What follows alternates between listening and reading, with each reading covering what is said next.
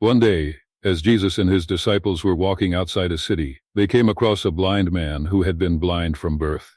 His life had been difficult, as during that time, there was no way to cure blindness. He had lived in darkness, depended on others for everything. When the blind man heard that Jesus was nearby, he called out to him in hope, saying, "Lord, have mercy on me and give me the ability to see." Upon hearing the man's cry, Jesus stopped and approached him. The disciples asked Jesus whether the man had been blind because of his own sins or his parents' sins, as it was believed that suffering was often a result of sin. However, Jesus responded, "This man is not blind because of anyone's sin, but this has happened so that the work of God might be displayed in his life." Jesus then took the man's eyes in his hands and spat on the ground. Making a paste from the dirt, he applied it to the man's eyes and told him to go and wash in the pool of Siloam. When the blind man did as he was told and washed his eyes in the pool, he could see clearly for the first time. He was amazed and thanked Jesus for the miracle.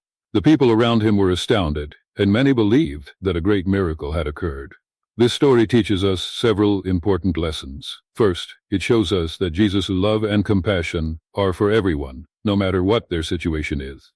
The blind man had lived his whole life in darkness, but Jesus saw his suffering and healed him. This reminds us that God is always ready to help us, no matter how difficult our circumstances may be. Another lesson from this story is that Jesus did not ask the blind man about his sins or his past.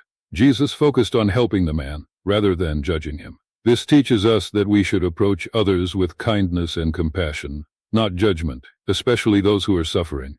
We should be willing to help those in need without questioning their past or their worth. The story also shows us that God's miracles and compassion are not bound by human limitations. Jesus healed the blind man in a way that was not conventional or expected.